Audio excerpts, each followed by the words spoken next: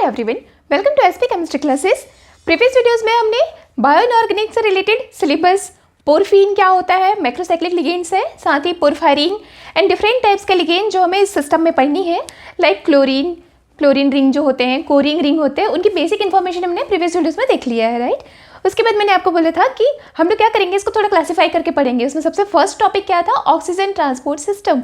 तो अभी इस वीडियो में हमें कंप्लीट करनी है किसको, oxygen transport system and oxygen storage system, ठीक है। तो oxygen transport and storage system में सबसे फर्स्ट आ जाता है आपका मायोग्लोबिन एंड सेकेंड हो जाता है हीमोग्लोबिन। थर्ड कौन सा है, हीम इरिथ्रिन एंड फोर्थ है हीमोसाइनिन। चार ही सिस्टम है जो कि ऑक्सीजन से रिलेटेड है, वो चारों हम इसी वीडियो में डिस्क्राइब करेंगे। और फिर इससे क्या होगा, आपको ना थोड़ा सा स्मार्ट वर्क करना है, राइट। मतलब थोड़ा सा क्विकली कंपेयर करते हुए आंसर्स करने से थोड़ा सा जल्दी हो जाएगा और जल्दी के साथ साथ आपके आंसर्स भी क्लिक हो जाएंगे। मतलब बहुत ज़्यादा रैंडम पढ़ने से, मैंने पहले भी बताया था, बहुत ज़्यादा रैंडम पढ़ते हैं तो उसमें थोड़ा सा मिस हो जाता है हमारे ब्रेन से, राइट। लेकिन जब हम ऐसे कंपेयर करते हुए स्टडी करेंगे ना तो कुछ भी चीज़ भूलेंगे नहीं, इसलिए वैसे स्टडी करनी है। तो first study about myoglobin, myoglobin के साथ साथ हीमोग्लोबिन। अब देखिए हीमोग्लोबिन जो है ये भी ऑक्सीजन ट्रांसपोर्ट सिस्टम ही है, लेकिन इसका थोड़ा ज़्यादा इंपॉर्टेंस है हमारी बॉडी में और थोड़ा ज़्यादा फंक्शन है, तो इससे रिलेटेड क्वेश्चन भी ज़्यादा पूछे जाते हैं CSIR नेट में। तो इसको मैं अलग से वीडियो में और डिटेल में डिस्क्राइब करूँगी, लेकिन अभी इस वीडियो में क्योंकि हमें ऑक्सीजन से रिलेटेड सारे सिस्टम पढ़नी है तो यह भी पढ़ा रही हूँ मैं इसमें। सबसे पहला आ जाता है मायोग्लोबिन। स्टार्ट करते हैं, व्हाट इज द मायोग्लोबिन।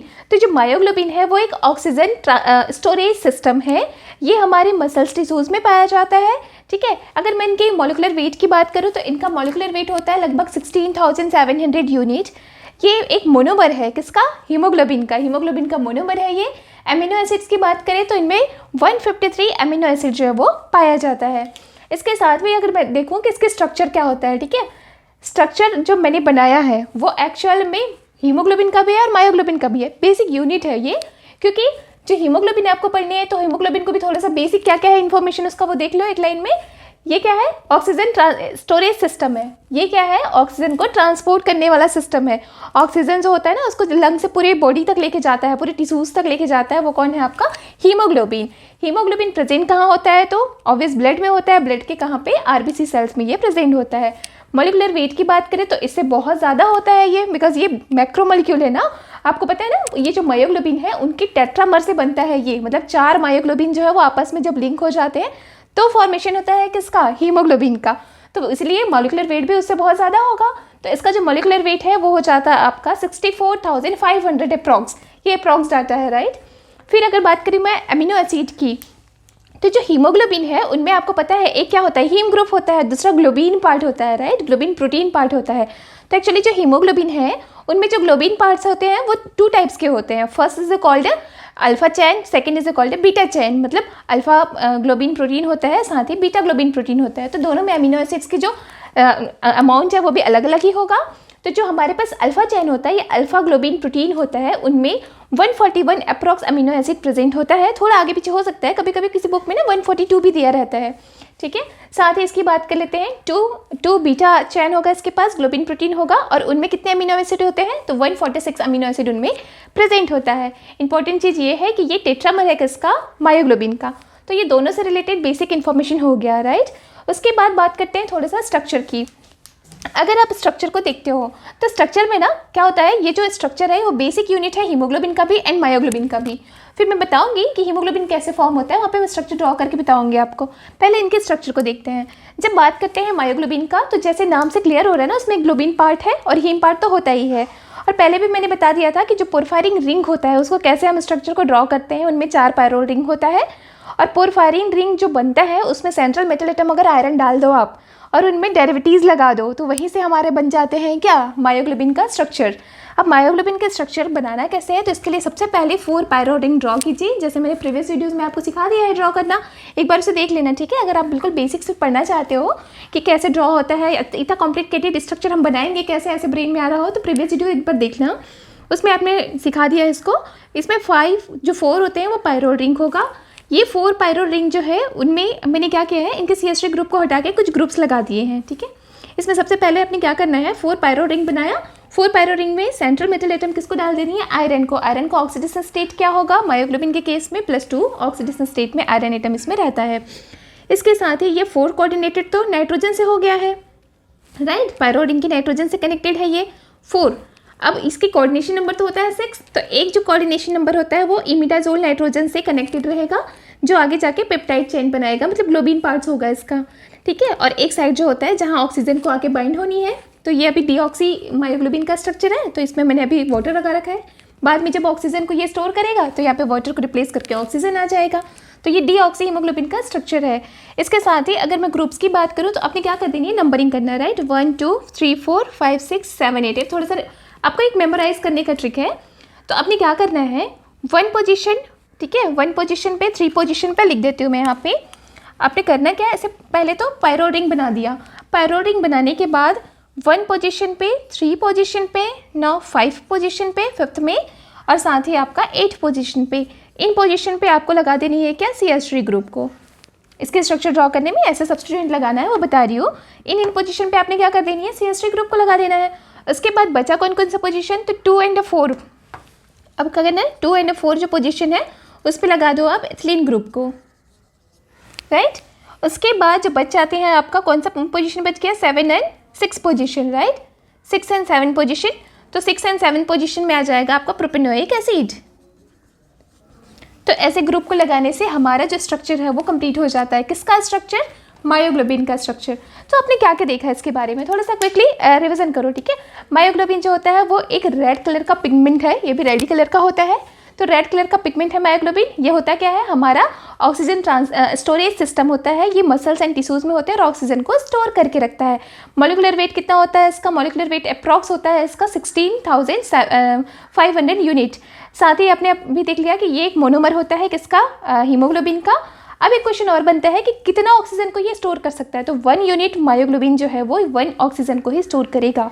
क्यों, क्योंकि उसमें एक यूनिट में तो एक ही आयरन एटम है, और एक आयरन एटम जो है वो एट द टाइम एक बार में एक ही ऑक्सीजन को क्या करता है, स्टोर करके रखता है। तो कभी कभी ऐसा भी क्वेश्चन आ जाता है ना कि कितना इसकी कैपेसिटी है, तो इसका जो रेशियो है वो है 1:1, मतलब एक मायोग्लोबिन जो है वो एक ही ऑक्सीजन को क्या करेगा, स्टोर करके रख सकता है। ये इसलिए बोल रही हूँ क्योंकि हम हीमोग्लोबिन में जाएंगे तो थोड़ा सा अलग हो जाएगा, राइट। अभी देखते हैं हीमोग्लोबिन के बारे में। तो हीमोग्लोबिन में जैसे यहाँ पे लिखा हुआ है ना, तो वही करना है आपको। ये एक ट्रांसपोर्ट सिस्टम है, ये लंग से ऑक्सीजन को लेके पूरे बॉडी तक जाता है। उसके बाद इसका मॉलिक्यूलर वेट इससे 4 गुना ज़्यादा होता है। ऑब्वियस ये टेट्रामर है तो इसका मॉलिक्यूलर वेट ज़्यादा होगा ही होगा। फिर मैंने एक इंपॉर्टेंट चीज़ इसमें बताया कि जो हीमोग्लोबिन है उनमें क्या होते हैं, 2 टाइप्स के चैन प्रेजेंट होते हैं, या बोल सकते हैं 2 टाइप का ग्लोबिन प्रोटीन प्रेजेंट होता है। एक को बोला जाता है अल्फा ग्लोबिन प्रोटीन, एंड जो सेकंड है उसको बोलते हैं beta globin protein. Alpha globin protein जो है उनमें होता है 141 amino acid, and beta globin protein होता है उनमें होता है 146 अमीनो एसिड। बात करें इसके स्ट्रक्चर की, तो यहीं पे ड्रॉ करती हूँ मैंने क्या कहा, टेट्रामर ऑफ द मायोग्लोबिन। तो ना अब मैं इतना कॉम्प्लिकेटेड स्ट्रक्चर बनाऊंगी तो टेट्रामर तो नहीं बना पाएंगे हम। तो इसको थोड़ा सा क्विकली, थोड़ा सा मतलब स्मार्ट तरीके से कैसे हम लिखते हैं, शॉर्टकट में कैसे बनाते हैं वो मैं बता रही हूँ। होते क्या है, यहाँ पे मैंने यूनिट डाल दिया है सारा। ये है मेरा आयरन एटम, सारा हीम ग्रुप को डालूंगी मैं। देखो करना क्या है, अब मेरे पास ये क्या है, टेट्रामर बनने वाला है। तो टेट्रामर बनने वाला है तो मैंने सेंट्रल एटम बना दिया ऐसे। टेट्रामर बनानी है मुझे, सेंट्रल मेटल एटम है, सारा +2 ऑक्सीजन स्टेट में ही होगा स्टार्टिंग में ना, जब डीऑक्सी फॉर्म में रहेगा। अब होगा क्या, यहाँ से नाइट्रोजन बनाया, ये आपका पायरो रिंग वाला है। अब इसे ना बड़ा सा ना बना के मैं ऐसे स्ट्रक्चर बना देती हूँ इसके, इसे समझ आ जाना चाहिए आपको। ये क्या है, पोरफायरिंग रिंग ही है अपना, हीम ग्रुप है सारा। तो हीम ग्रुप है, ये पता चल गया आपको। तो बस इतना ही करना है। और इधर से अपनी प्रोटीन होता है जो हमारा इमिडाजोल वाला ग्रुप, जो कि मैं बार बार नहीं बनाऊंगी, बेसिकली ऐसे ही होगा ये। उसके बाद यहाँ से जाएगा क्या, प्रोटीन वाला चेन, ऐसे होता है ना ग्लोबिन पार्ट में, प्रोटीन ही तो होगा। सेम वैसे ही ये सेकेंड यूनिट है अपना heme group, second heme group.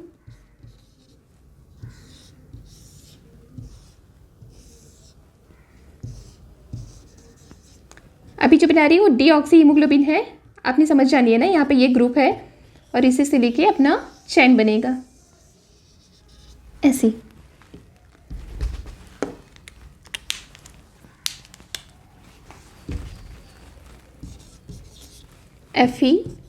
एफी group, और एफी ग्रुप से कनेक्टेड हो जाएंगे हमारी सारी पायरल रिंग।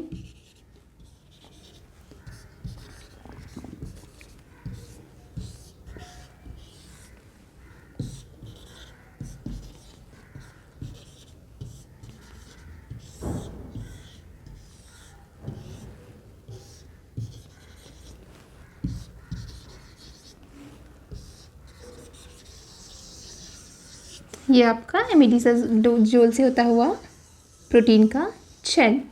ओके, तो ये ऐसा होता है। ठीक है, यहाँ पे थोड़ा सा और बताऊंगी मैं कि इसमें क्या क्या इंपॉर्टेंस होता है। मैंने क्या कहा था, टेट्रामर ऑफ द मायोग्लोबिन। तो ये जो मायोग्लोबिन का एक यूनिट है वो मैंने यहाँ पे 4 बना दिया है, ये टेट्रामर हो गया। अब इसमें होता क्या है, ये लिंकेज कैसे होते हैं वो थोड़ा इंपॉर्टेंट हो जाता है। लिंकेज कैसे होता होगा, मतलब इतने सारे प्रोटीन चेन है तो आपस में कैसे कनेक्टेड रहेंगे। तो ये जो प्रोटीन चेन है वो एक सॉल्ट ब्रिज के थ्रू कनेक्टेड में रहता है, एक दूसरे से सॉल्ट ब्रिज के थ्रू कनेक्ट रहेगा। ठीक है, ज्वाइंट रहेगा थ्रू द सॉल्ट ब्रिज। और ये जो सॉल्ट ब्रिज है वो किसके कारण से बनता है, तो आपको पता है ना कि जो पेप्टाइड चेन है उनमें क्या क्या प्रेजेंट है। एक तो है आपका अमीन ग्रुप और एक है आपका एसिड ग्रुप, है ना। अमीनो एसिड से बनता है सारा जो प्रोटीन चेन है। तो ये जो प्रोटीन चेन है उनमें क्या क्या है मेरे पास, एक तो है मेरे पास अमीन ग्रुप। अमीन ग्रुप को सपोज मैंने ये लिख दिया, साथ ही मेरे पास है क्या, एसिड ग्रुप, राइट। तो इन्हीं दोनों में इंटरैक्शन के कारण ये जो है वो सॉल्ट ब्रिज का फॉर्मेशन होता है। तो कभी कभी अगर आ गया क्वेश्चन में ऐसा कि जो हमारा टेट्रामर बनता है हीमोग्लोबिन, उनमें जो प्रोटीन चेन है वो कैसे कनेक्टेड होता है, तो एक सॉल्ट ब्रिज के थ्रू होता है कनेक्टेड, मतलब एक दूसरे से ज्वाइंट होगा किसके थ्रू, सॉल्ट ब्रिज के थ्रू। और वो जो सॉल्ट ब्रिज है वो कौन प्रिपेयर करता है या कैसे बनता है, तो आपने लिख देनी है उसमें एक अमीनो ग्रुप होगा और एक एसिड ग्रुप है, वो तो है ही सारे प्रोटीन चेन में। तो उसी के थ्रू लिंकेज करके ये इंटरैक्शन के कारण से आपस में जुड़ जाते हैं और ऐसे ज्वाइंट होकर के हीमोग्लोबिन का स्ट्रक्चर जो है वो यहाँ से बन जाता है। इतना क्लियर हो गया। उसके बाद बहुत इंपॉर्टेंट चीज़ में जाते हैं जहाँ से क्वेश्चन पूछा जाता है, वो है क्या, मायोग्लोबिन का 2 फॉर्म होता है, क्या, oxy form and deoxy form. मतलब जब वो ऑक्सीजन को बाइंड नहीं किया तो डीऑक्सी फॉर्म, जब उसने ऑक्सीजन को स्टोर कर लिया तो हम बोलेंगे ऑक्सी फॉर्म। तो जैसे ही वो ऑक्सीजन को बाइंड करेगा उसकी सारी प्रॉपर्टी चेंज हो जाएगी। सारी प्रॉपर्टी मतलब किसकी बात कर रही हूँ मैं, कैसे प्रॉपर्टी, तो उसके ESR स्पेक्ट्रम में चेंजेस आ जाएगा कि वो एक्टिव है या नहीं है। इसके साथ साथ आप उसके मैग्नेटिक प्रॉपर्टी में चेंज आ जाएगा कि वो पैरामैग्नेटिक है या डायमैग्नेटिक है, क्योंकि कोई भी नया लिगेंड आगे जुड़ गया ना आयरन एटम के साथ। आपको पता है कोई भी नया लिगेंड आगे जुड़ता है तो ऑब्वियस उसमें बहुत सारी चेंजेस आती है। उसकी स्पिनिंग में चेंज आएगा, वो लो स्पिन बन जाएगा, हाई स्पिन बन जाएगा, तो वो सारा भी डिस्कशन करना है। ठीक है, तो फिर से मैं ये आप ना स्क्रीनशॉट लेके जल्दी से नोट कर लो, फिर मैं आगे का पढ़ा रही हूँ आपको। Deoxy myoglobin and oxy myoglobin, deoxy haemoglobin and oxy haemoglobin, उसको हम अभी स्टडी करते हैं। ओके, फिर स्टडी करते हैं। मायोग्लोबिन की 2 फॉर्म है, एक है डीऑक्सी मायोग्लोबिन और ऑक्सी मायोग्लोबिन। ऑक्सी मायोग्लोबिन जब वो ऑक्सीजन को बाइंड कर रखा है, डीऑक्सी मायोग्लोबिन जब उसने ऑक्सीजन से बाइंडिंग नहीं की है। ठीक है, क्या क्या चेंजेस आता है उनमें, कैसे कैसे उसकी प्रॉपर्टीज़ होती है वो यहाँ पे डिस्क्राइब कर रही हूँ मैं। सबसे पहले ये है कि जब डीऑक्सी मायोग्लोबिन है उनमें आयरन एटम कैसा होता है, +2 ऑक्सीडेशन स्टेट में है। अब क्योंकि आयरन एटम जो है वो +2 ऑक्सीडेशन स्टेट में है, तो आयरन एटम का +2 ऑक्सीडेशन स्टेट में कितने डी इलेक्ट्रॉन होंगे, 6 होगा। और यहाँ पे क्योंकि कोई भी स्ट्रॉन्ग लिगेंड नहीं है, आपने कोऑर्डिनेशन कंपाउंड में पढ़ा है ना, जब स्ट्रॉन्ग लिगेंड होता है तो पेयरिंग हो जाती है लिगेंड्स की, इलेक्ट्रॉन्स की। लेकिन अगर नॉर्मल है तो ऐसे कंडीशन में वो अनपेयर्ड इलेक्ट्रॉन उनमें होते हैं। मतलब अगर इसकी इलेक्ट्रॉनिक कन्फिग्रेशन लिखना हो मुझे, 6 इलेक्ट्रॉन को भरना है, तो इस केसेस में अभी मैं कैसे भरूँगी 6 इलेक्ट्रॉन्स को। ये है मेरा T2G, ऑक्टाहाइड्रल है ना ये कॉम्प्लेक्सेस, तो T2G को नीचे बनाएंगे और ऊपर आ जाता है मेरा EG वाला पार्ट। अब मेरे पास नंबर ऑफ इलेक्ट्रॉन है कितने, 6 है, तो 6 इलेक्ट्रॉन्स को भरना है। ठीक है, तो स्टार्ट करते हैं, 2 3 4 5 एंड 6। तो क्या हो रहा है, इलेक्ट्रॉनिक कन्फिग्रेशन यहाँ लिख रखा है मैंने, इसे देखिए। इलेक्ट्रॉनिक कन्फिग्रेशन इसके केस में हो जाता है T2G में 4 और EG में होगा 2, क्योंकि मुझे यहाँ भरने से पता चल रहा है कि यहाँ पे 4 अनपेयर्ड इलेक्ट्रॉन है। और आपको पता है अगर किसी भी ग्रुप में 4 अनपेयर्ड इलेक्ट्रॉन होते हैं तो ऐसे केस में आप उसको क्या बोल सकते हो कि ये कैसा है, पैरामैग्नेटिक नेचर का है। मैग्नेटिक प्रॉपर्टी यहाँ से डिफाइन कर लेंगे, अनपेयर्ड इलेक्ट्रॉन है तो वो पैरामैग्नेटिक होगा। कोई भी अनपेयर्ड इलेक्ट्रॉन नहीं है, सारे इलेक्ट्रॉन पेयर्ड हो गए हैं, तो ऐसे कंडीशन में वो डायमैग्नेटिक हो जाते हैं। साथ ही एक और आता है आपका स्पेक्ट्रोस्कोपी। इसमें कौन सा पढ़ना है, ESR स्पेक्ट्रोस्कोपी। ESR स्पेक्ट्रोस्कोपी जो है उसमें कौन सा कंपाउंड है जो एक्टिव होता है या ESR स्पेक्ट्रा शो कर सकता है। तो आपको पता होना चाहिए कि फ्री इलेक्ट्रॉन होना ज़रूरी है। ठीक है, उसका जब हम ग्रॉस सिलेक्शन रूल पढ़ते हैं ना, तो उसमें हमको पता चलता है कि फॉर द ESR स्पेक्ट्रोस्कोपी कोई भी मॉलिक्यूल या कोई भी कंपाउंड जिनमें फ्री इलेक्ट्रॉन है वो ESR एक्टिव होता है। तो ऐसे केस में आपको तो दिख ही रहा है बहुत सारे इलेक्ट्रॉन हैं जो फ्री है, पेयर्ड नहीं है, राइट। तो ऐसे कंडीशन में हम बोल सकते हैं कि जो डीऑक्सी मायोग्लोबिन है वो कैसा होता है, ESR एक्टिव होता है। डीऑक्सी हीमोग्लोबिन ESR एक्टिव होगा मायोग्लोबिन, और साथ ही ये पैरामैग्नेटिक नेचर के होंगे, और बाकी सारा चीज़ यहाँ से डिटेल हो गया। उसके बाद होता क्या है, जैसे ही इसने ऑक्सीजन से बाइंडिंग की, ऑक्सीजन से बाइंडिंग करते ही अब उसका नेचर जो है वो कैसा हो गया, वो अब लो स्पिन कॉम्प्लेक्सेस का फॉर्मेशन करेगा। लो स्पिन कॉम्प्लेक्सेस मतलब उनके जो इलेक्ट्रॉन है वो पेयर हो जाएंगे।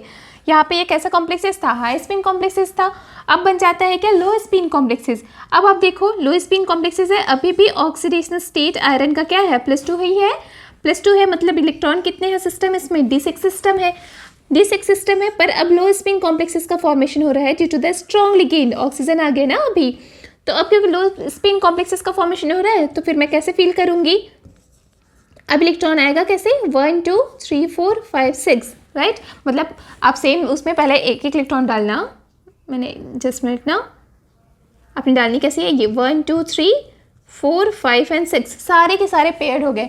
अब क्योंकि सारे पेयर हो गए, फ्री इलेक्ट्रॉन बचा नहीं है मेरे पास, तो क्योंकि फ्री इलेक्ट्रॉन नहीं है इसलिए ये ESR इनएक्टिव होता है। साथ ही मैं बोल सकती हूँ इसका नेचर कैसा होगा, डायामैग्नेटिक। तो आपने यही मुझे बताना था, थोड़ा सा ये डिटेल हो जाता है ना, मतलब जो जेम में क्वेश्चन है उसका अलग पैटर्न होता है और जो CSIR नेट है क्वेश्चन उसमें अलग पैटर्न होता है। तो दोनों तरीके से को हम पढ़ेंगे, बेसिक्स को भी लेके चलेंगे, साथ ही थोड़ा डिटेल वो भी स्टडी करनी है। तो यहाँ से हो जाता है कि इसकी इलेक्ट्रॉनिक कन्फिगरेशन क्या होगा, T2G में 6 इलेक्ट्रॉन होंगे और EG में 0 इलेक्ट्रॉन होगा। ESR एक्टिव क्या है, तो वो सारा चीज़ें यहाँ से पता चल गया। फिर बात करते हैं किसका, हीमोग्लोबिन का। हीमोग्लोबिन की बात करें तो इसमें भी ऑक्सी एंड डीऑक्सी फॉर्म होगा। अब जो डीऑक्सी फॉर्म है तो डीऑक्सी फॉर्म में एक इंपॉर्टेंट टर्म आता है, ठीक है, ये भी क्वेश्चन में आया गया कि किसको हम R फॉर्म बोलते हैं, किसको हम T फॉर्म बोलते हैं, मतलब टेंस्ड फॉर्म कौन सा होता है और रिलैक्स्ड क्वार्टिनरी स्टेज कौन सा होता है, is called tensed quaternary stage, is called क्या बोलते हैं इसको, रिलैक्स्ड क्वार्टिनरी स्टेट। तो वो है क्या चीज़ें, ठीक है। तो जब डीऑक्सी हीमोग्लोबिन की बात की जाती है तो डीऑक्सी हीमोग्लोबिन में जो आयरन एटम है, ये मैं समझा रही हूँ अभी ना आपको, कैसे एक्सप्लेन कर रही हूँ कि कैसे ये ऊपर उठा हुआ बनाया है मैंने इसको और इसको कैसे प्लेन में बनाया है। तो ये देखो आप भी, देखो होता क्या है, जब कोई भी मायोग्लोबिन ने, जब किसी भी हीमोग्लोबिन ने, सॉरी मायोग्लोबिन हो गया था, जब किसी भी हीमोग्लोबिन जो है उसने ऑक्सीजन से बाइंडिंग नहीं कर रखी है, जब वो फ्री है, तब उसमें ऑक्सीडेशन स्टेट कितना है हीमोग्लोबिन के केस में, +2 ऑक्सीडेशन स्टेट। यहाँ पे इसका ऑक्सीडेशन स्टेट क्या है, +2 ऑक्सीडेशन स्टेट है, +2 ऑक्सीडेशन स्टेट है। साथ ही ये कैसा है, हाई स्पिन कॉम्प्लेक्सेस है। अब हाई स्पिन कॉम्प्लेक्सेस में जब आप +2 ऑक्सीडेशन स्टेट बोलते हो तो इलेक्ट्रॉनिक कन्फिग्रेशन क्या होगा, सेम पहले जैसे, T2G में कितने आ जाएंगे, 4 इलेक्ट्रॉन, कोई पेयर नहीं होगा ना फिलहाल, तो ऐसे ही होगा। तो इसे इलेक्ट्रॉनिक कन्फिग्रेशन मैंने बना दिया यहाँ पे EG का, ठीक है, T2G और EG का बना दिया। अब इस केसेस में क्या होता है, +2 ऑक्सीडेशन स्टेट में है, ये हाई स्पिन कॉम्प्लेक्सेस बना रहा है, तो इसका CFSE निकाल लो आप। CFSE निकालोगे तो क्या आएगा, कम ही आएगा ना CFSE, क्यों, CFSE में दोनों को लेते हैं हम और ये माइनस टर्म में चला जाता है।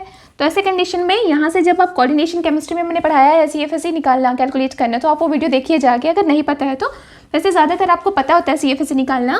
तो इसका जो CFSE है वो क्या है, कम है, ठीक है, डिक्रीज, कम है CFSE। CFSE कम है तो इसका जो आयरन एटम है उसका साइज़ क्या हो जाता है, बड़ा हो जाता है। तो जो आयरन एटम है उसकी साइज़ बड़े होने के कारण से वो ऑक्टाहाइड्रल वॉइड जो ये क्रिएट कर रहा था यहाँ पे, उस ऑक्टाहाइड्रल वॉइड में वो फिट नहीं हो पाता, वो आउट ऑफ प्लेन चला जाता है। एक्चुअली यहाँ पे जो पायरोल रिंग्स है सारे वो कैसे हैं, प्लेन में है। आपने पोरफायरिंग रिंग जब मैंने पढ़ाया था तो बताया था कि जो पोरफायरिंग रिंग होता है वो क्या होता है, प्लेनर होता है। तो वो जो प्लेनर रिंग है उसके प्लेन में ही ये जो आयरन एटम है वो आके फिट नहीं हो पाता, क्योंकि उसकी साइज़ बड़ी है और साइज़ बड़े होने के कारण से वो प्लेन से थोड़ा उठ जाता है ऊपर और आउट ऑफ प्लेन चला जाता है। इस थोड़ा पिरामिडल टाइप का स्ट्रक्चर बन जाता है, ठीक है। तो जब वो आउट ऑफ प्लेन चला जाता है ना, तो इस फॉर्म को कहा जाता है टेंस्ड फॉर्म, ये टेंस्ड क्वार्टिनरी स्टेज कहा जाता है इसको। और इस कंडीशन में आयरन एटम जो वो प्लेन में नहीं होता। अगर क्वेश्चन ऐसा भी आ गया कि deoxy haemoglobin number of atom present in the same plane, तो फिर आपको तब भी तो काउंट करना पड़ेगा ना, तो उस टाइम पे आप आयरन एटम को इसके प्लेन में काउंट नहीं करोगे। बात करें ऑक्सी हीमोग्लोबिन की, तो ऑक्सी हीमोग्लोबिन में क्या होता है, जैसे ही आयरन ने ऑक्सीजन को क्या क्या स्टोर किया, मतलब ट्रांसपोर्ट करने के लिए पहले लिया, तो लेते ही इसका ऑक्सीडेशन स्टेट हो गया क्या, +3। अब क्योंकि इसका ऑक्सीडेशन स्टेट +3 है, तो +3 ऑक्सीडेशन स्टेट होते ही, और सभी कॉम्प्लेक्सेस में स्पिनिंग में भी तो चेंजेस आ गई। अब कॉम्प्लेक्सेस कैसा बन गया, लो स्पिन कॉम्प्लेक्सेस में कन्वर्ट हो गया है। तो लो स्पिन कॉम्प्लेक्सेस में कन्वर्ट होते ही अब अपने क्या करनी है, इसकी CFSE काउंट करना है। तो CFSE काउंट कीजिए, CFSE काउंट करते हैं यहाँ से, है क्या मेरे पास, अब D5 सिस्टम हो गया है, ये Fe3+ ना, Fe3+ है, तो D5 सिस्टम होगा। D5 सिस्टम है और लो स्पिन कॉम्प्लेक्सेस है, तो लो स्पिन कॉम्प्लेक्सेस में मैं यहाँ जाने की वजह यहाँ पे पेयरिंग करा दूंगी। अब अगर मैं CFSE निकालूँ तो ऑब्वियस आपको दिख रहा है ना, सारे के सारे एक ही ग्रुप में है इलेक्ट्रॉन्स। तो इस कंडीशन में इसकी जो CFSE है वो क्या हो जाएगा, बढ़ जाएगा, इंक्रीज हो जाएगा। CFC जब किसी मेटल एटम्स की बढ़ती है तो उसका साइज़ जो है वो छोटा हो जाता है, और क्योंकि उसका साइज़ अब आयरन एटम का छोटा हो गया तो वो वापस उस ऑक्टाहेड्रल वॉइड में आने के लिए बेटर है, मतलब वो उसमें फिट हो सकता है। तो यही रीज़न है कि जो ऑक्सी हीमोग्लोबिन होता है उनमें आयरन एटम फिट हो जाता है उस ऑक्टाहेड्रल वॉइड में, और ये फॉर्म करता है आपका रिलैक्स्ड क्वार्टिनरी स्टेट और यहाँ से टेंस्ड। तो इतना एक्सप्लेन करने के बाद आई होप कि आपको समझ आ गया होगा कि किस में टेंस्ड फॉर्म होता है हीमोग्लोबिन का और किस में रिलैक्स्ड फॉर्म होता है हीमोग्लोबिन का, राइट। मतलब जैसे ही CFC बढ़ा, साइज़ छोटा हो गया, साइज़ छोटा होते ही वो प्लेन में ही आ जाएगा, तब हम उसको बोलेंगे रिलैक्स्ड फॉर्म, और जब वो आउट ऑफ प्लेन चला जाता है iron atom, then is called a tensed form of haemoglobin. बाकी कंपेरेटिवली स्टडी करते हैं तो इसमें क्या होता है, ये हाई स्पिन कॉम्प्लेक्सेस है, T2G में 4 होता है, EG में इतना। तो यहाँ पे आपको पता चल रहा है कि 4 अनपेयर्ड इलेक्ट्रॉन मुझे देखने को मिलेगा, 4 अनपेयर्ड इलेक्ट्रॉन है इसमें, क्योंकि 4 अनपेयर्ड इलेक्ट्रॉन है मतलब फ्री इलेक्ट्रॉन है, तो ये ESR क्या होगा, एक्टिव होगा, साथ ही ये क्या होता है, पैरामैग्नेटिक होगा। क्लियर है इतना। इसमें थोड़ा सा फिर से कन्फ्यूजन आएगी आपको, जो मैं अभी क्लियर करती हूँ। देखो इसमें क्या है, इसके केसेस में, इस केसेस में ना, इसमें क्या है, Fe जो है वो +3 ऑक्सीडेशन स्टेट में आ गया है। Fe +3 ऑक्सीडेशन स्टेट में है मतलब D5 सिस्टम है मेरे पास। अगर D5 सिस्टम है तो आपने अगर देखना है ना तो कभी कभी कंफ्यूज क्रिएट करता है। अगर D5 है तो हमें ऐसा लगता है 1 2 3 4 एंड 5, अभी भी तो एक फ्री इलेक्ट्रॉन है, तो हमारे ब्रेन में ऐसे कहीं ना कहीं आ जाता है क्योंकि इसमें फ्री इलेक्ट्रॉन है, तो ये क्या होगा, ESR एक्टिव होगा। साथ ही हम कभी कभी सोचने लगते हैं कि ये पैरामैग्नेटिक नेचर होगा, पर वो बिल्कुल गलत है कि ना ही तो ESR एक्टिव होता है और ना ही पैरामैग्नेटिक नेचर का होता है। ये ESR इनएक्टिव होगा और ये डायामैग्नेटिक होगा, डायामैग्नेटिक। अब इसका रीज़न क्या है, तो फिर से इंटरेस्टिंग टर्म, मैंने पहले ही बताया था कि जो हीमोग्लोबिन है उसमें एक ही यूनिट आयरन तो नहीं है ना। हीमोग्लोबिन की कंप्लीट हीमोग्लोबिन के स्ट्रक्चर देखते हैं तो हीमोग्लोबिन होता है कैसा है, टेट्रामर ऑफ द मायोग्लोबिन, मतलब इसमें 4 आयरन एटम प्रेजेंट है और चारों आयरन एटम के पास 1 1 1 इलेक्ट्रॉन प्रेजेंट है, राइट। तो 1 1 जो फ्री इलेक्ट्रॉन है ना वो आपस में ही कपल कर जाते हैं। This special couple is called anti ferromagnetic coupling, और उसी के कारण से इसका जो नेचर है वो अब पैरामैग्नेटिक ना रह के क्या हो जाएगा, डायामैग्नेटिक हो जाएगा। कहने का मतलब ये है कि यहाँ पे D5 system, D5 system, D5 system, D5 system पूरे 4 है ना, क्योंकि ये टेट्रामर है, ठीक है। तो D5 D5 D5 D5 4 है, मतलब इसमें एक अनपेयर्ड इलेक्ट्रॉन इसके पास, एक अनपेयर्ड इलेक्ट्रॉन इसके पास के, तो ये आपस में ही क्या करते हैं, कपल कर जाते हैं, और आपस में कपल करने के कारण एंटी फेरोमैग्नेटिक कपलिंग के कारण ही इसकी जो प्रॉपर्टी होती है वो कैसा होता है, डायामैग्नेटिक, ना कि पैरामैग्नेटिक। तो ये आपका क्विकली मतलब एक बेसिक भी बोलो या फिर डिटेल स्टडी किसका हो गया, मायोग्लोबिन एंड हीमोग्लोबिन। इसके बाद 2 और ऑक्सीजन ट्रांसपोर्ट सिस्टम है, उसको भी हम कंपेयर करके स्टडी करेंगे। First is the hemerythrin and second hemocyanin. तो ऐसे करके हमारे चारों ऑक्सीजन ट्रांसपोर्ट सिस्टम जो है यहाँ पे कंप्लीट हो जाता है। Okay, now study about hemocyanin and hemerythrin. Hemerythrin and hemocyanin दोनों के दोनों ही जो है वो ऑक्सीजन ट्रांसपोर्ट सिस्टम ही है। पहले हमने देखा मायोग्लोबिन एंड हीमोग्लोबिन, तो मायोग्लोबिन जो था वो ऑक्सीजन को स्टोर करके रखता था, हीमोग्लोबिन ऑक्सीजन को ट्रांसपोर्ट करता था। पर वो किन में करते थे, वो करते थे वर्टिब्रेट्स में, मतलब जो डेवलप जीव होते हैं ना, जैसे हम हो गए, तो उनमें वर्टिब्रेट्स में वो करते हैं, ठीक है। ये दोनों भी ऑक्सीजन को ट्रांसपोर्ट करने का ही वर्क करते हैं, लेकिन ये दोनों जो है वो प्रेजेंट किन में होते हैं, इनवर्टिब्रेट्स में। तो इन दोनों की स्टडी करते हैं 1 बाय 1, मैंने थोड़ा सा लिस्ट कर रखा है। सबसे पहले देखते हैं hemerythrin. Hemerythrin is a non heme non porphyrin protein, मतलब इसमें कोई भी पोरफायरिन ग्रुप नहीं होगा, कोई भी हीम ग्रुप नहीं होगा, एक अलग ही अपना स्ट्रक्चर होता है इसका। आयरन एटम जरूर प्रेजेंट होता है लेकिन पोरफायरिन नहीं होता, और ना ही इसमें हीम प्रेजेंट होगा, ठीक है। फिर इसमें आयरन एटम प्रेजेंट होता है, कैसे, ऑक्सीडेशन स्टेट में, +2 ऑक्सीडेशन स्टेट में इसमें आयरन एटम प्रेजेंट होगा। ये ज़्यादातर पाए जाते हैं किन में, जो मराइन इनवर्टिब्रेट्स है ना, उनमें ये पाए जाते हैं, उनमें ही ऑक्सीजन को ट्रांसपोर्ट करने का ये वर्क करते हैं। फिर इनके मॉलिकुलर वेट की बात करें तो मॉलिकुलर वेट होता है 108,000 यूनिट, ये बहुत बड़ा होता है, राइट।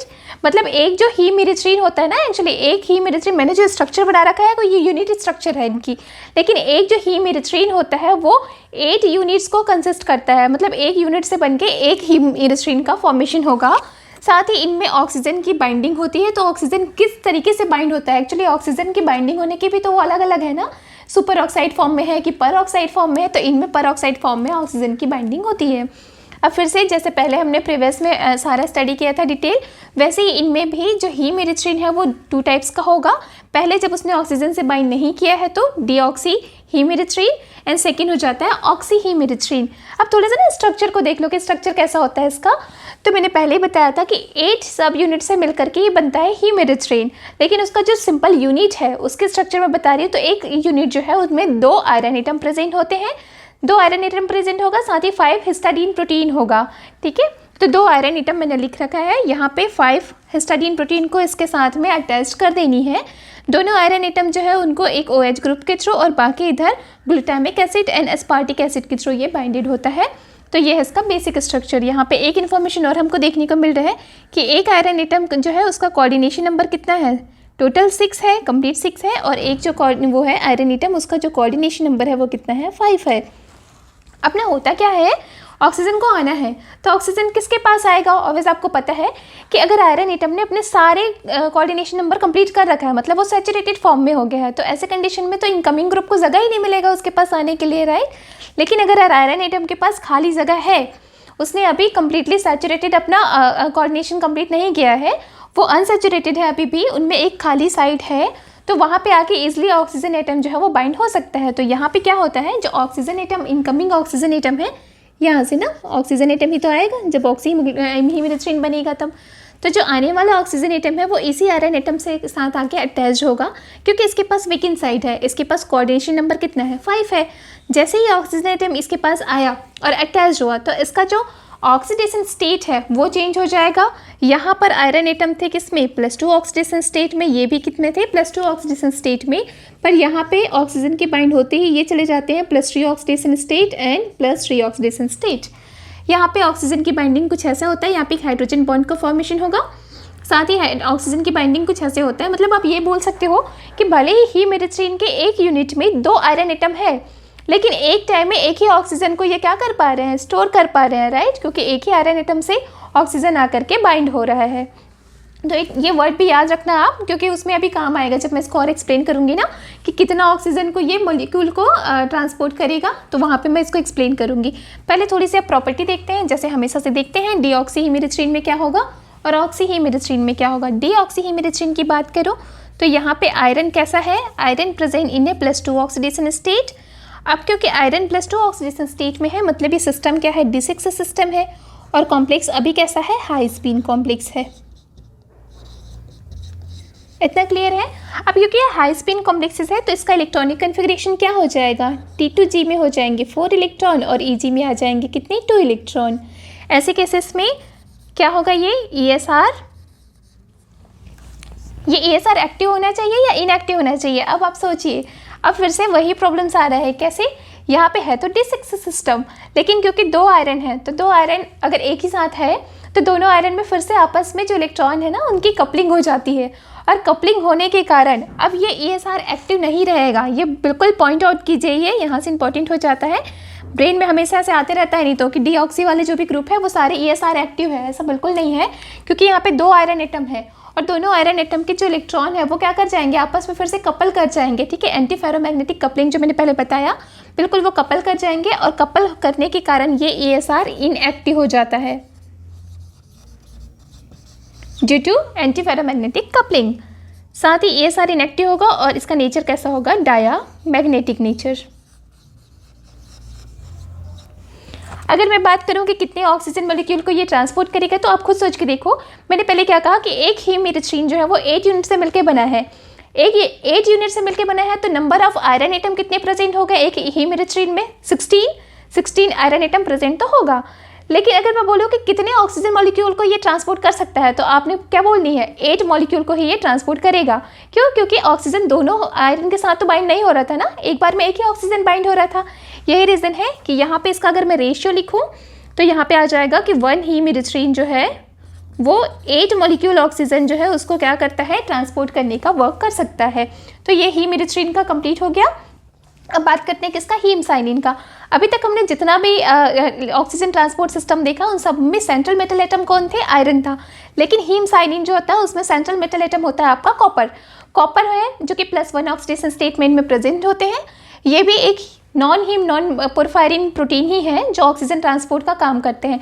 किन में पाया जाता है, तो बिल्कुल ये भी किस में पाया जाता है, इनवर्टिब्रेट्स में। एक्चुअली ना ये जो होते हैं हीमसाइनिन, इनको थोड़ा सा बोलते हैं अपने ब्लू ब्लड भी बोलते हैं, ये ब्लू कलर का होता है, बाकी सारे रेड कलर के होते हैं। तो ये ब्लू कलर का होता है और ये पाया जाता है मोलास्का फैमिली के जो जीव है उनमें पाया जाता है, या बोल सकते हैं आर्थ्रोपोडा जो होते हैं ना उनमें पाया जाता है, जो क्रैब वगैरह है उनमें पाया जाता है ये। तो इस यहाँ से हो जाएगा। इनका अगर मैं मॉलिकुलर वेट की बात करूँ तो इनका मॉलिकुलर वेट सही से पता नहीं है क्योंकि बहुत ज़्यादा होता है, तो मॉलिकुलर वेट बहुत ज़्यादा हाई होगा इसका। साथ ही ऑक्सीजन की बाइंडिंग की बात करें तो इसमें भी परऑक्साइड फॉर्म में ऑक्सीजन जो है वो बाइंड होता है। किस फॉर्म में? परऑक्साइड फॉर्म में, O2 नेगेटिव के फॉर्म में इसमें बाइंड होता है। इसके बाद फिर से इसकी स्टडी करते हैं तो यहाँ पे क्या हो रहा है, हाई स्पिन कॉम्प्लेक्स बन रहा है, राइट, हाई स्पिन कॉम्प्लेक्स बन रहा है। यार बट इसमें हाई स्पिन लो स्पिन मैं बोल सकती हूँ क्या? बोलना सही होगा? आप खुद सोच के देखो। यहाँ पे हाई स्पिन बोलना बिल्कुल रॉन्ग हो जाएगा क्योंकि अभी क्या है, मेरे पास कॉपर है, देखो मेरे पास कॉपर है और कॉपर किस में है, +1 ऑक्सीडेशन स्टेट में। यहाँ पे भी क्या है, कॉपर है और +1 ऑक्सीडेशन स्टेट में है। तो अच्छा इसको बताने से पहले थोड़ा सा स्ट्रक्चर देख लो आप। स्ट्रक्चर में क्या होता है, इनमें दो कॉपर जो है वो प्रेजेंट होते हैं as a central metal atom, and दोनों ही कॉपर जो है वो क्या होते हैं, हिस्टाडीन प्रोटीन से कनेक्टेड होते हैं। 3 हिस्टाडीन प्रोटीन दोनों में पाया जाएगा। साथ ही इनमें भी बात करें तो इनमें जैसे ही ऑक्सीजन अटैच होता है, यहाँ पे ऑक्सीडेशन स्टेट +1 रहता है कॉपर का। जैसे ही after addition of the oxygen, oxidation state हमेशा क्या हो जाता है, इंक्रीज होता है। आपको पता है एडिशन ऑफ ऑक्सीजन हो रहा है तो ऑक्सीडेशन स्टेट तो बढ़ेगा ही। तो यहाँ पे ऑक्सीडेशन स्टेट जो है वो +2 हो जाता है और यहाँ पे भी ऑक्सीडेशन स्टेट +2 हो जाएगा। अब मैंने एक वर्ड यूज़ किया अभी कि ये लो स्पिन है, तो ये कहना गलत है। क्यों गलत है? क्योंकि कॉपर जो है वो +1 ऑक्सीडेशन स्टेट में है। अगर कॉपर 1 ऑक्सीडेशन स्टेट में है तो ये तो D10 है ना भाई, और D10 है तो ऑब्वियस आपको दिख ही रहा है सारे इलेक्ट्रॉन ऐसे भी कपल है ना, तो इसमें वो टर्म यूज़ नहीं कर सकते, ये तो है ही। अगर मैं ईजी बनाऊँ इधर तो इसमें भी सारे के सारे इलेक्ट्रॉन जो है वो क्या होंगे, कपल ही होंगे। तो इसे आपको देखते ही पता चल रहा है ये कि ऑल इलेक्ट्रॉन आर कपल, कोई भी कोई फ्री इलेक्ट्रॉन नहीं है, तो फ्री इलेक्ट्रॉन ही है तो ESR ये क्या होगा, इनएक्टिव होगा। और साथ ही क्योंकि D10 सिस्टम है, राइट, साथ ही ये कैसे होते हैं, डायामैग्नेटिक नेचर का होता है। उसके बाद बात इसकी करें तो यहाँ पे अब आ गया है क्या, कॉपर +2 ऑक्सीडेशन स्टेट में है, यहाँ भी कॉपर +2 ऑक्सीडेशन स्टेट में है। ये है मेरा D9 सिस्टम, ये भी D9 सिस्टम। बट क्योंकि यहाँ पे 2 कार्बन यूनिट जो है वो प्रेजेंट है, 2 कार्बन एटम प्रेजेंट है, तो यहाँ भी एंटी फेरोमैग्नेटिक कपलिंग के कारण से ये दोनों आपस में कपल कर जाएंगे। जो 1 इलेक्ट्रॉन बच रहा है ना, इसके पास भी 1 अनपेयर्ड इलेक्ट्रॉन बच रहा है, तो दोनों आपस में क्या करेगा, कपलिंग करेगा।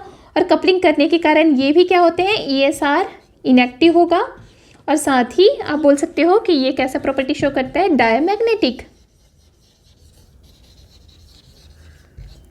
डायमैग्नेटिक प्रॉपर्टी ये शो करेगा। तो यहाँ से ना हमारे सारी चारों जो oxygen transport system, storage system है वो कंप्लीट हो जाता है। फर्स्ट हमने पढ़ा था मायोग्लोबिन, सेकंड पढ़ा था किसके बारे में, हीमोग्लोबिन, थर्ड मैंने बताया आपको हीमेरिथ्रिन, और फोर्थ हो जाता है हीमोसाइनिन। सब में कॉमन क्या लगा आपको, पहले वाले 3 जो है उनमें आयरन एटम प्रेजेंट होते हैं, +2 ऑक्सीडेशन स्टेट में प्रेजेंट होता है जब वो डीऑक्सी फॉर्म में है, राइट। लेकिन इसमें जो है वो क्या होता है, कॉपर एटम प्रेजेंट होता है, +1 ऑक्सीडेशन स्टेट में होता है। इतना हो गया। उसके बाद बाकी सारे जो है ना उनके कलर कैसे होते हैं, रेड कलर के होते हैं। बाकी जितने भी 3 हमने सिस्टम पढ़ा वो तीनों के कलर रेड होता है। और कलर से याद आया मुझे, कलर किनके कारण होता है, तो वो थोड़ा सा कंपेयर करते हुए मैं यहाँ पे लिखा देती हूँ, ओके।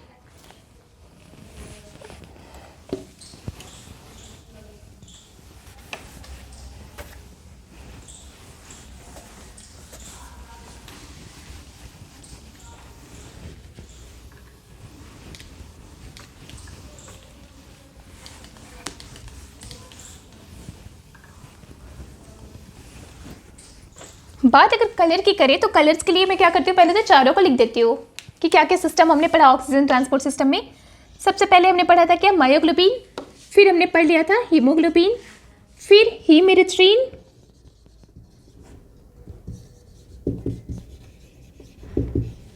एंड लास्ट में पढ़ा हीमोसाइनिन। अगर मैं बात करूँ कलर की, है ना, यहाँ से लिख देती हूँ मैं कलर प्रॉपर्टी की बात करें तो कलर किनके किनके कारण होता है, ड्यू टू, वो मैं देखना चाह रही हूँ। ये होते हैं आपका रेड कलर, और इनमें जो रेड कलर आता है वो किसके कारण से होता है, इनका जो रेड कलर है वो होता है किसके कारण से, metal to ligand charge transfer spectra, metal to ligand, LMCT बोल सकते हो आप, metal to ligand charge transfer spectra. यहाँ पे ना मेटल्स इलेक्ट्रॉन जो है वो लिगेंड में जाएगा, क्योंकि यहाँ पे जो ऑक्सीजन है वो क्या है, पाई एक्सेप्टर टाइप का ऑक्सीजन ऐड हुआ है, पाई बॉन्ड है उसमें, तो पाई एंटी बॉन्डिंग भी होगा। अब क्योंकि यहाँ पे पाई एंटी बॉन्डिंग प्रेजेंट होता है ऑक्सीजन के पास, इसलिए मेटल जो है वो लिगेंड को इलेक्ट्रॉन ट्रांसफर करता है और उसके कारण इनमें कलर आते हैं। सेम चीज़ आ जाता है हीमोग्लोबिन में, तो हीमोग्लोबिन भी रेड कलर का होगा और इसका रेड कलर किन के कारण होता है, metal to ligand charge transfer spectra. Okay, लेकिन इन दोनों में ना अलग हो जाता है, इसका कलर भी रेड है, याद रखिए आप। और इनमें किसके कारण होता है, LMCT, ये होते हैं आपके ligand to metal charge transfer spectra. कभी बन गया छोटा सा क्वेश्चन 2 नंबर्स में कि किसके कारण होता है हेमिरिस्ट्रिन का रेड कलर, तो आपने बोलनी है कि क्या, ligand to metal charge transfer spectra के कारण, राइट। और यहाँ पे भी अगर देखें तो ये होता है ब्लू कलर और इसका भी रीज़न है आपका ligand to metal charge transfer spectra. ये तो हो गया ये। और साथ ही अब मैं ऑक्सीजन की बात कर लेती हूँ थोड़ा सा। तो ऑक्सीजन इसमें नॉर्मल तरीके से बाउंडेड होते हैं, मतलब सुपर ऑक्साइड फॉर्म में, और दोनों में क्या होता है, पर ऑक्साइड फॉर्म में बाउंड होगा। इसके अलावा और देखें तो स्ट्रेचिंग फ्रीक्वेंसी की बात कर लेते हैं ना, ऑफ ऑक्सीजन, मतलब म्यू ऑफ ऑक्सीजन। O2 का म्यू क्या रह जाता है जब हम स्ट्रेचिंग फ्रीक्वेंसी की बात करते हैं, मतलब IR स्पेक्ट्रोस्कोपी में जब देखा जाता है कि जो ऑक्सीजन बाइंड हुआ है तो उसकी स्ट्रेचिंग फ्रीक्वेंसी कितनी रह गई है। तो स्ट्रेचिंग फ्रीक्वेंसी की बात करें तो यहाँ पे जो ऑक्सीजन बाइंड होता है उसकी स्ट्रेचिंग फ्रीक्वेंसी हो जाती है आपकी 1100 सेंटीमीटर इनवर्स। साथ ही इसमें भी होगा आपका, लेकिन इनके केसेस में ना क्योंकि ऑक्सीजन में सिर्फ सिंगल बॉन्ड रह जाता है, इसलिए इसकी जो स्ट्रेचिंग फ्रीक्वेंसी है वो हो जाता है 800 सेंटीमीटर इनवर्स, एंड साथ इसका भी हो जाएगा 800, क्योंकि ये परऑक्सी फॉर्म में प्रेजेंट होते हैं। लिख लो यहाँ पे है ना, ये परऑक्सी फॉर्म में, परऑक्साइड फॉर्म में यहाँ पे बाइंड होता है ऑक्सीजन। ये छोटी छोटी इन्फॉर्मेशन है जो कभी कभी पूछ लिया जाता है, वो मैं यहाँ पे बता रही हूँ, ठीक है। अगर बात करें ऑक्सीजन ट्रांसपोर्ट करने की तो रेशियो बता देती हूँ। एक मायोग्लोबिन एक ही ऑक्सीजन मॉलिक्यूल को क्या करता है, स्टोर करके रखता है एट द टाइम। हीमोग्लोबिन की बात करें तो एक हीमोग्लोबिन, क्योंकि 4 यूनिट होते हैं, टेट्रामर है, 4 आयरन एटम प्रेजेंट होता है, इसलिए ये 4 मॉलिक्यूल ऑक्सीजन एटम को क्या करता है, ट्रांसपोर्ट करने का वर्क करता है एक बार में। हीमिरिस्ट्रिन की बात करें तो 1 हीमिरिस्ट्रिन जो है वो 8 मॉलिक्यूल ऑक्सीजन को ट्रांसपोर्ट कर सकता है। और यहाँ पे हीम साइनिन 1 हीम साइनिन मैनी, इसका ना पता नहीं है एग्जैक्टली अभी, पर बहुत सारे ऑक्सीजन एटम को ये ट्रांसपोर्ट कर सकता है। तो यहाँ पे हमारे सारे ऑक्सीजन ट्रांसपोर्ट सिस्टम कंप्लीट हो जाता है। इसके बाद नेक्स्ट वीडियो में हमें स्टडी करनी है किसके बारे में, नेक्स्ट वीडियो में मैं आपको बताने वाली हूँ क्या, electron transport system. Electron transport system में सारा फेरेडॉक्सिन, रुब्रिडॉक्सिन एंड जितने भी है ना वो सारा हम इसमें स्टडी करेंगे। इससे पहले आपको अगर चाहिए कि हाँ इतना डिटेल में हमें स्टडी करनी है और ऐसे क्विकली स्टडी करनी है तो प्लीज़ चैनल को सब्सक्राइब और लाइक ज़रूर करना, ओके।